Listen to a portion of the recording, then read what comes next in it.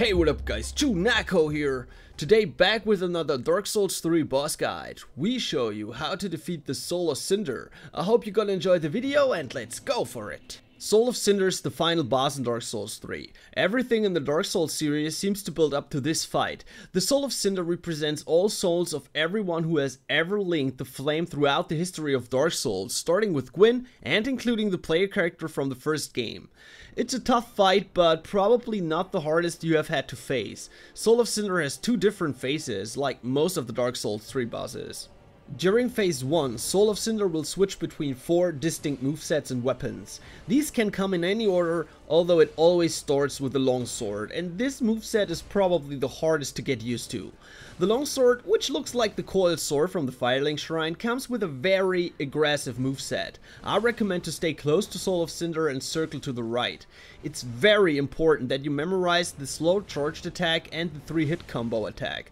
Both can break your guard and deal a tremendous amount of damage. Make sure to use 100% fist def shield with a good fire resist. A good stamina management also helps a lot to minimize the damage taken by the Soul of Cinder.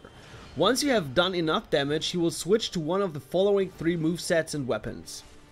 The Lance moveset. It has a much longer range of attack and can charge, so ranged builds should stay on their toes. This moveset turns out to be pretty simple to deal with, but hits hard like a truck if it hits you.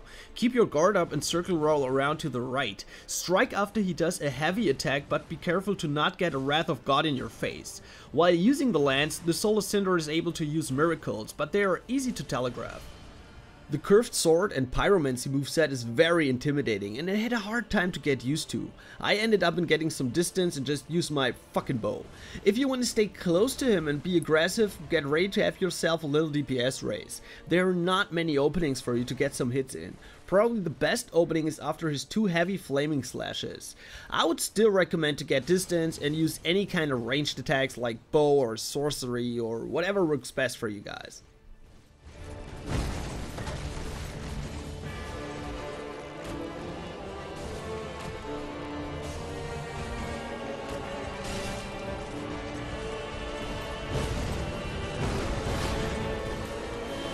The caster or sorcerer moveset is the easiest to deal with, and this is the point of the fight where you want to try to deal as much damage as possible to the Soul of Cinder. That's why I recommend to equip Pontiff's right eye ring for some extra damage. It will mainly use soul sorceries such as Crystal Soul Mass and Crystal Soul Spear. All of these attacks are easy to dodge as long as you stay close to him. When he readies the soul stream, simply go behind him and smack the undead shit out of the Soul of Cinder.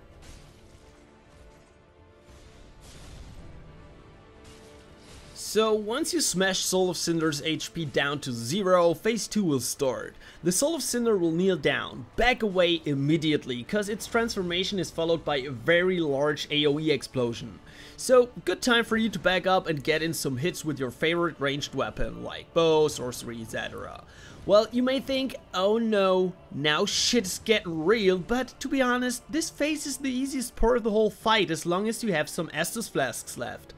What you want to do is to stay awake, keep your distance, and try to fish his jump attack. Dodge the jump attack little left and towards it so that you end up behind it, and it won't do a follow-up attack. Attack once and back away. That's what you want to do the whole fight. Don't get cocky and stick to this plan. Soul of Cinder is also able to use Sunlight Spear and Sunlight Storm sorceries, but they are both easy to dodge. If you see Soul of Cinder readies the Sunlight Storm, wait till you hear the thunder roaring and then start dodging to the left or the right when the first lightning strikes appear on the screen. If you see Soul of Cinder raising its sword and doing a golf-like stance pose, roll away and get a significant distance. What follows is his most powerful attack, a 5-hit combo which breaks every guard and ends with another huge AoE explosion. If you get caught in this clusterfuck, it's game over. Well, the second phase isn't as hard as the first. Its moveset is more predictable and many of the heavy attacks are easy to avoid, plus it has less health. As long as you can carry a decent amount of Estus over from the first phase, you'll be fine.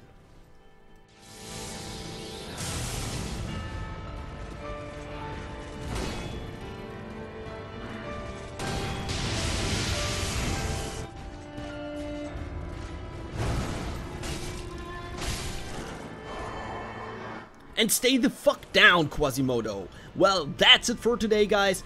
Thanks a lot for watching, and please use the comment section below and tell us what you think of the Soul of Cinder. What do you think of the whole build up to this fight? Please let us know in the comments below. As always, like if you like, dislike if you don't like the shit, and feel free to subscribe to our channel for more awesome Dark Souls 3 and gaming stuff. See you next time.